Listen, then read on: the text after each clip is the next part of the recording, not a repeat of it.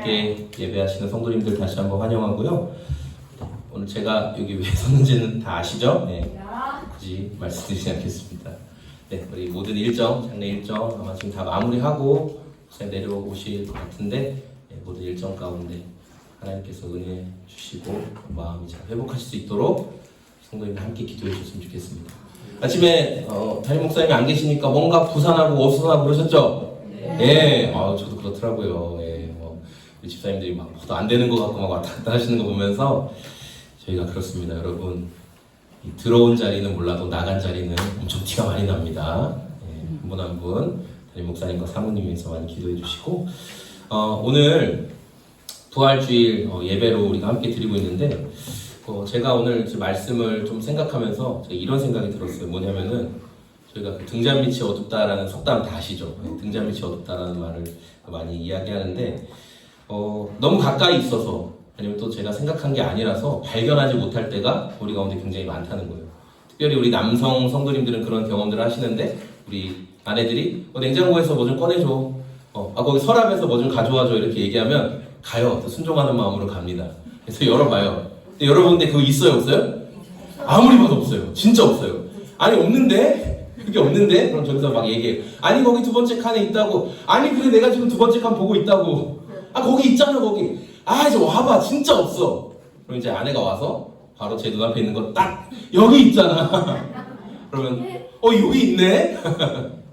너무 가까이 있어도 아니면 제가 생각하던 그림이 아니라서 제가 못 발견하는 경우들이 있었습니다.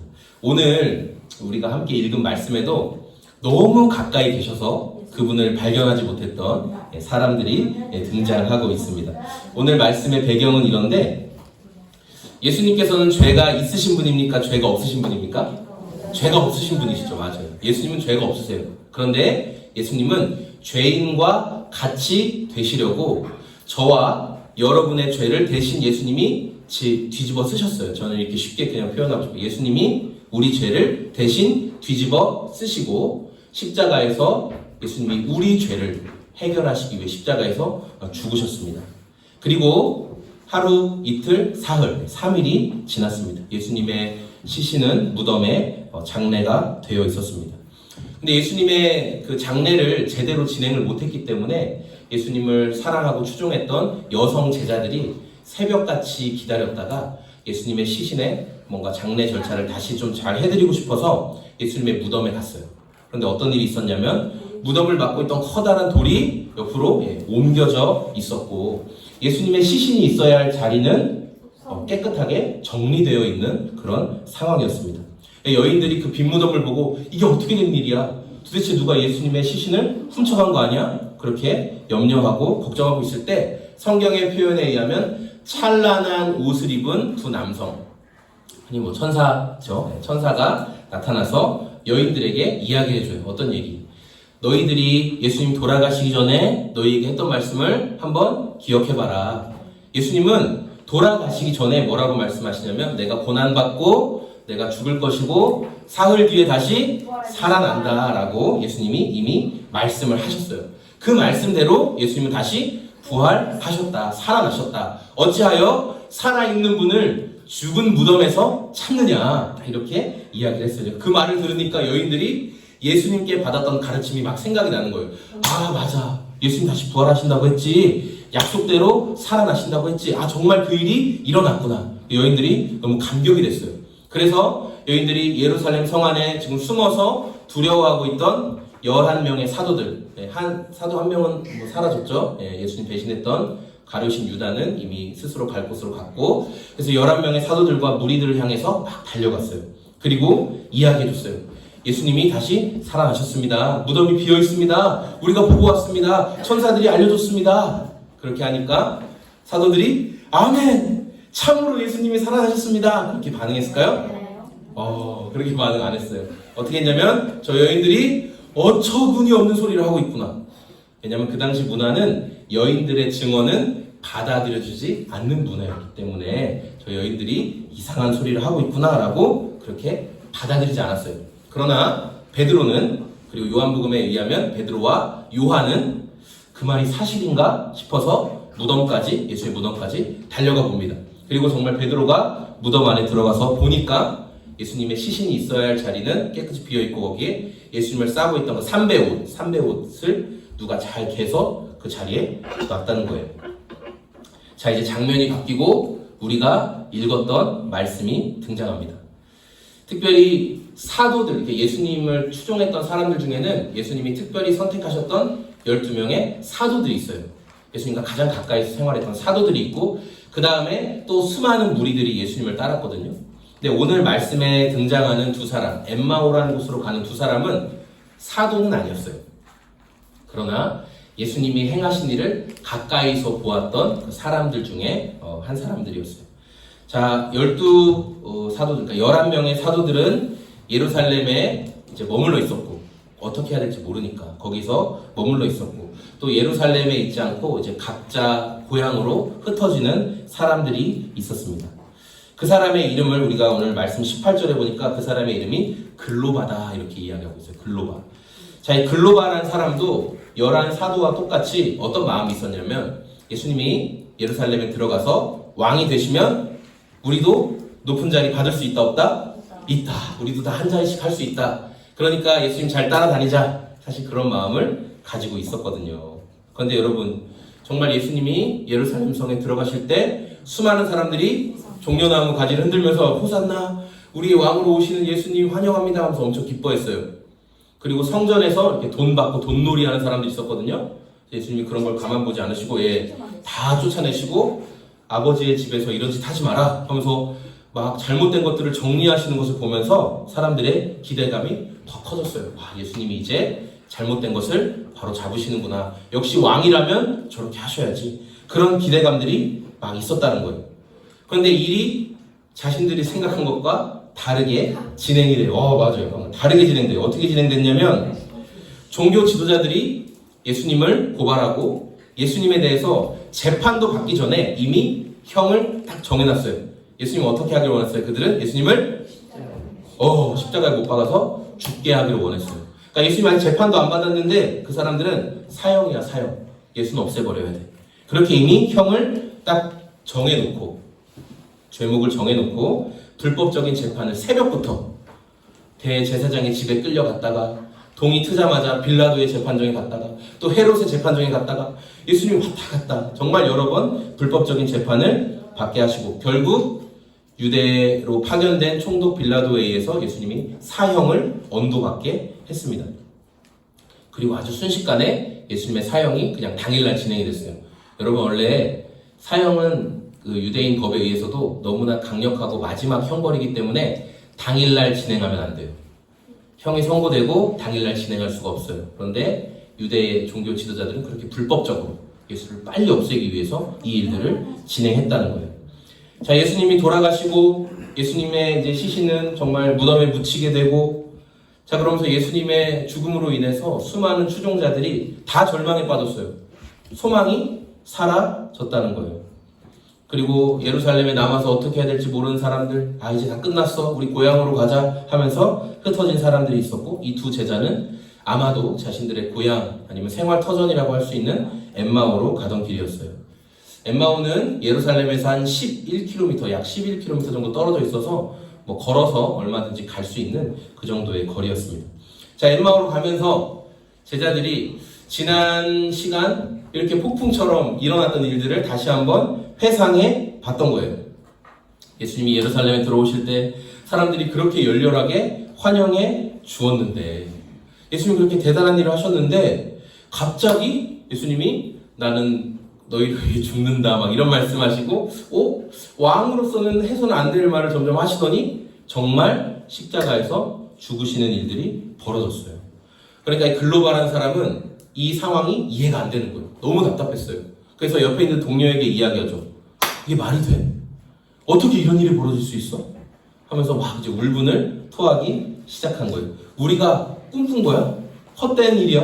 그래서 막 이 울분을 토하고 있었어요. 자, 여러분, 그때 어떤 일이 있었냐? 우리 성경 한번 보실까요? 15절 말씀 같이 읽어보겠습니다. 시작. 그들이 이야기하며 토론하고 있는데 예수께서 가까이 가서 그들과 함께 걸으셨다.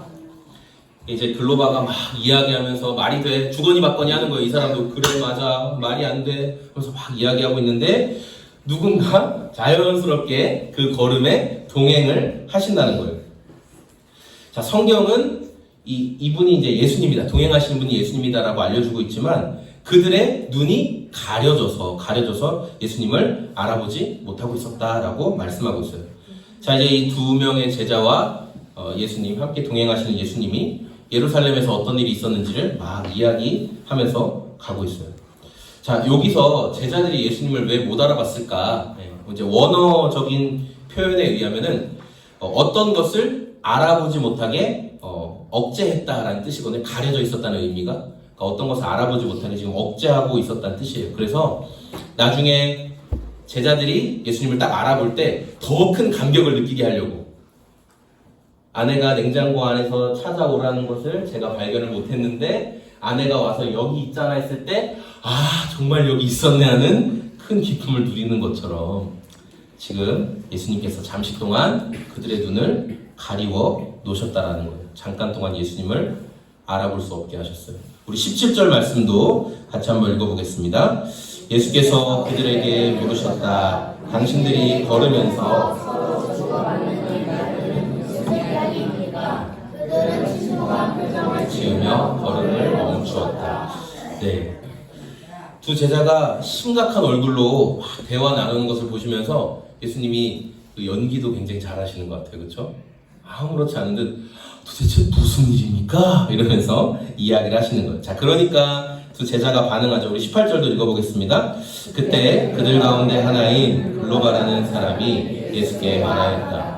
예루살렘에 머물러 있었으면서 이 며칠 동안에 거기에서 일어난 일을 당신 혼자만 모른단 말입니다. 여러분 이 부분을 읽으실 때는 답답해하면서 이야기해야 돼요. 그렇죠? 아 예루살렘에 머물러 있으면서 그걸 몰라요? 네, 그렇게 이야기를 딱 읽어야 돼요. 말씀을. 글로바는 자기 옆에 와서 지금 아니 무슨 일이 있었습니까? 당신들 왜 이렇게 표정이 어둡습니까? 라고 물어보는 사람을 보면서 어떻게 생각했냐면 아 이 사람도 예루살렘에서 6월절 행사하기 위해서 왔던 사람 중에 한 사람인가 보다. 그러니까 별로 관심이 없었어요. 그러다가 이제 행사 끝났으니까 자기 고향으로 가나 보다. 그 정도로 생각한 거예요. 그런데 중요한 건 아니 예루살렘에 방문했던 모든 사람들이 다 아는 그 예수의 죽음, 이 소란, 이걸 당신이 모른다니 이건 좀 이해가 안 되는데? 당신 좀 딴짓한 거 아니야? 자, 이런 반응으로 지금 이야기했던 거예요. 자, 우리 19절도 같이 읽어보겠습니다. 예수께서 그들에게 물으셨다. 무슨 일입니까? 그들이 그에게 말하였다. 나사렛 예수의 하나님이다. 그는 하나님과 모든 백성 앞에서 행동과 말씀에 힘이 있는 예언자였습니다. 예수님이 의아하게 무슨 일이 있었습니까? 이렇게 물어보니까 글로바가 어이가 없었어요. 진짜 몰라요? 무슨 일이 있었는지 당신 진짜 몰라요? 자, 그러면서 대체 무슨 일이 있었냐고 예수님이 다시 한번 또 이제 물어보시죠.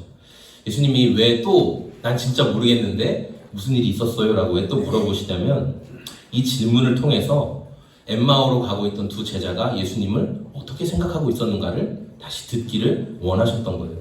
자, 그래서 19절부터 24절까지 보면 글로바가 나는 예수님을 이렇게 생각했다 또는 우리 예수님을 추종하던 사람들은 예수님을 이렇게 생각했다라면서 말하는 내용들이 나와요. 어떻게 얘기했냐면 먼저 행동과 말에 힘이 있는 분으로 우리는 생각했다라는 거예요. 근데 여기 순서가 굉장히 중요해요. 행동과 말에. 왜냐하면 그 당시 종교 지도자들은 말은 잘했거든요. 말은 많았거든요. 근데 행동은 없었어요. 근데 예수님은 말로 보여주신 게 아니라 행동으로 보여주셨어요. 여러분 생명의 삶 다 배우셨잖아요. 예수님이 제자들을 어떻게 가르쳤어요? 교실에서 가르치시거나 말로만 가르치지 않으시고 실제로 삶으로 능력을 나타내는 것으로 보여주셨죠. 그리고 말씀하신 대로 예수님 그대로 살으셨잖아요. 그러니까 글로바가 그분은 행동과 말이 한결같은 분이었다라고 예수님을 이야기해요. 그리고 우리가 예루살렘에서 예수님이 어떤 일을 하실지 다 기대했다. 그런 이야기도 합니다. 우리를 구원해 주실 것으로 우리가 기대했다. 이스라엘의 왕으로 세워주실 것으로 기대했다. 그런 이야기를 해요. 그리고 가장 최근 뉴스, 그게 뭐였냐. 예루살렘에서 우리와 함께 있던 제자들이, 특별히 여성 제자들이 무덤에 갔는데 예수님 시체가 없어졌다고 하더라. 그리고 천사들이 예수님 부활했다라고 이야기한 것까지 우리가 듣고 지금 여기 와 있는 상태인데 어떻게 당신은 그 중에 하나도 모르냐? 이러면서 예수님께 이제 이야기를 한 거죠. 자, 글로바의 이 대답을 듣고 굉장히 구체적으로 잘 이야기했죠. 예수님에 대해서. 자, 그때 예수님이 말씀하시죠. 우리 25절 말씀 읽어보겠습니다. 예수께서는 그들에게 말씀하셨다. 어리석은 사람들입니다. 예언자들이 네, 예수님이 살아나셨다고 심지어 천사들까지 와서 이야기해주고 무덤도 비어 있었고 그런 믿을 수밖에 없는 상황들이 막 벌어지는데도 불구하고 11 사도들과 또 엠마오로 가고 있던 제자들이 예수님의 부활을 믿지 못했다는 거예요. 우리식으로 얘기하면 입에 떠 먹여줘도 받아들이지 않는 모습이었던 거죠. 만약에 제가 그렇게 될 리는 없지만 제가 그 자리에 있는 예수님이었다면 아니면 예수님의 천사들이었다면 가가지고 그냥 글로 머리를 한 대 팍 집어가면서 이렇게 말해줘도 몰라? 이렇게 했을 것 같은데 여러분이 아시는 것처럼 부활하신 예수님은 사랑과 인내가 우주보다 크신 분이어서 또 참아주시고 또 인내하시고 차근차근 또 왜 부활하셔야 했는지를 알려주십니다. 우리 26절과 27절 말씀 같이 한번 읽어보겠습니다. 그리스도가 마땅히 이런 고난을 겪고서 자기 영광에 들어가야 하지 않겠습니까? 그리고 예수께서는 모세와 모든 예언자에서부터 시작하여 성경 전체에서 자기에 관하여 써놓은 일을 그들에게 설명해 주셨다. 네. 너희들 이 나사렛 예수님을 그리스도라고 그렇게 믿었지 않냐? 그러면 그리스도가 고난을 받고 순환을 받고 다시 부활해야 한다는 그 성경의 내용 너희 모르겠냐? 하면서 이 구약 성경부터 천천히 다시 한번 설명해 주시는 거예요. 창세기 3장 15절에 나오는 것처럼 여인의 후손, 여인의 자손이 사탄의 머리를 박살낼 것이다. 이 원시복음이라고 하잖아요. 이 마귀는 이 여인의 후손의 뒤꿈치를 물겠지만 그러나 여인의 후손이 마귀의 머리를 박살낼 것이다 라는 이 말씀으로부터 시작해서 아브라함에게 주신 약속, 또 출애굽 사건에 등장하는 6월절에 발랐던 어린 양의 피, 그게 어떤 의미냐 쭉 설명해 주신 거예요. 특별히 이사야 53장에 그는 실로 우리의 고난을 지고라고 말하는 그가 누구냐? 그가 바로 예수님이었다라는 것을 하나하나 꼼꼼하게 그 11km 길을 가는 동안 다 예수님이 알려주시는 거예요. 그리고 이제 목적지에 도착했어요.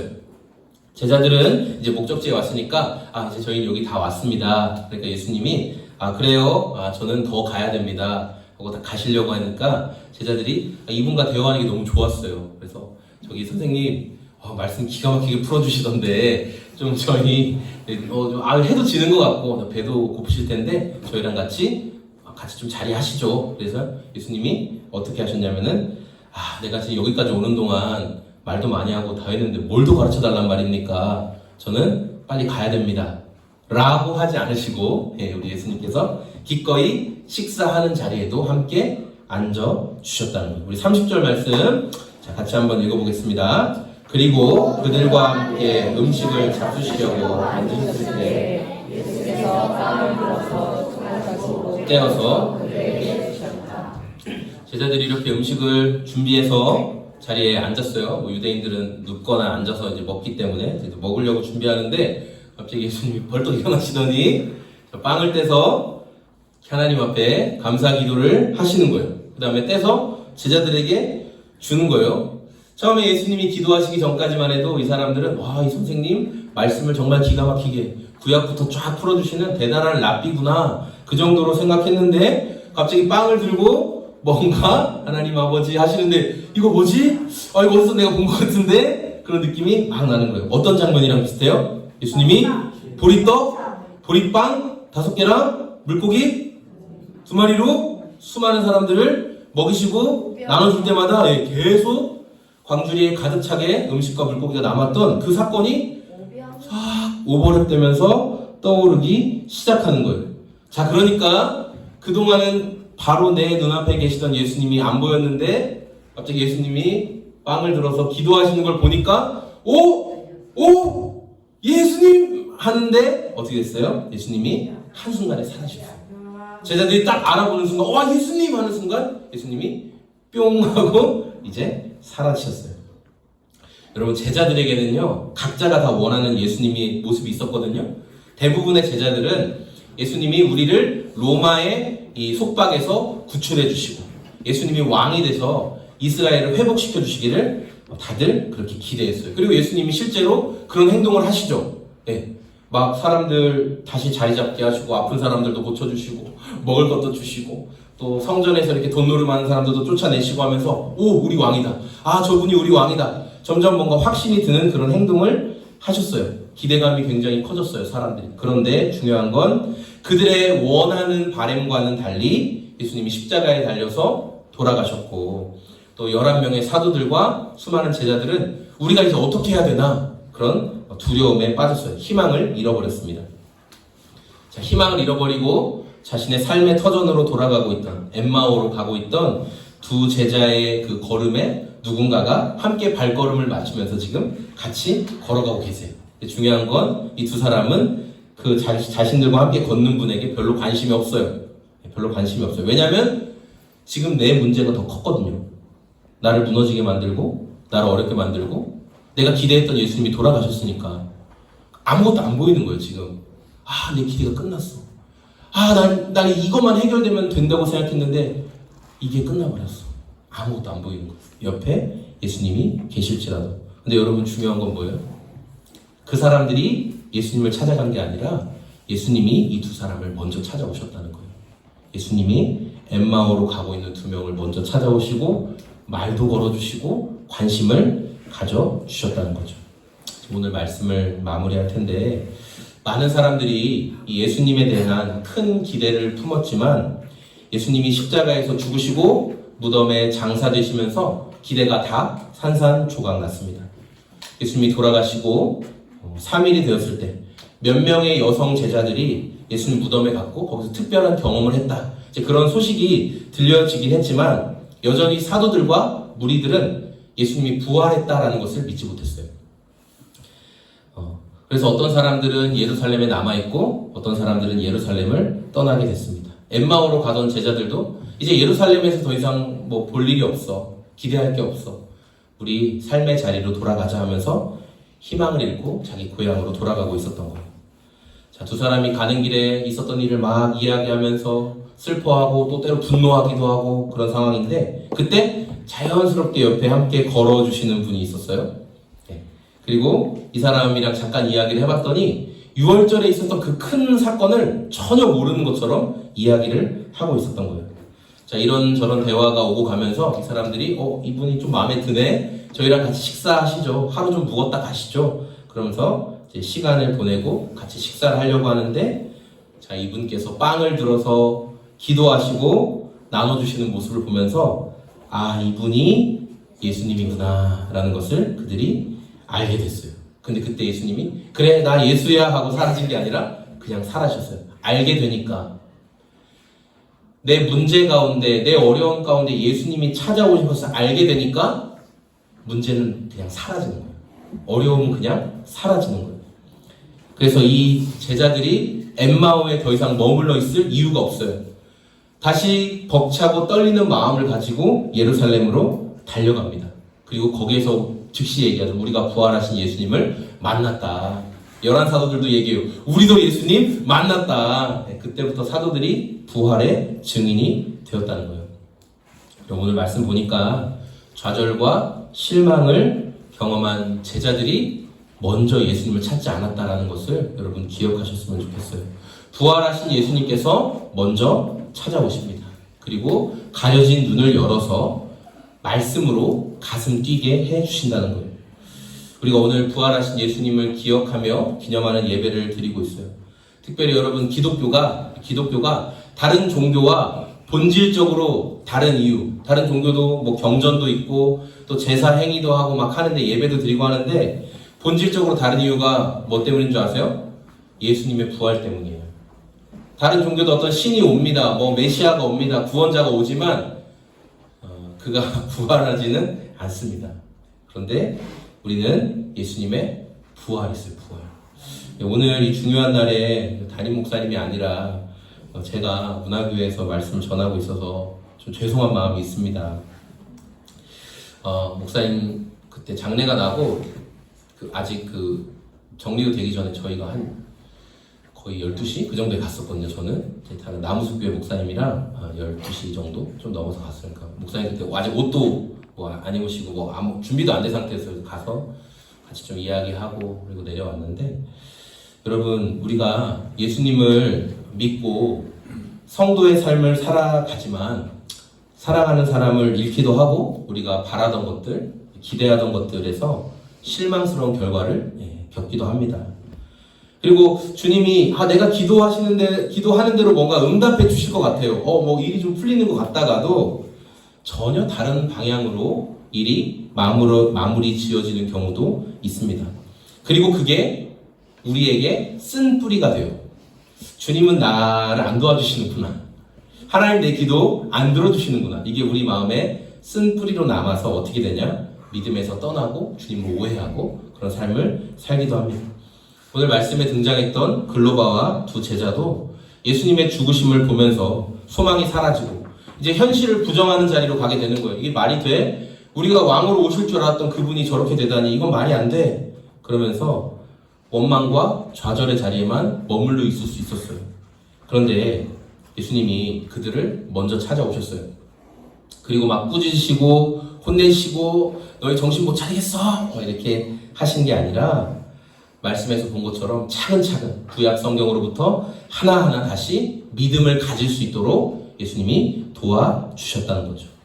밥을 먹는 가장 평범한 자리, 그 자리에 예수님이 함께 해주시고 빵을 떼고 나누는 일상적인 사건 속에서 내가 너와 함께 있다라는 것을 예수님이 알려주셨습니다. 여러분, 오늘 우리가 부활주일인데 어떤 부활주일을 여러분 맞이하고 계십니까? 예수님은 부활하셨다고 사람들이 이야기하는데 여전히 나의 일상, 나의 신앙의 모습은 부활과는 멀리 떨어져 있는 그런 모습으로 살고 계신 분이 이 자리에 있지 않으십니까?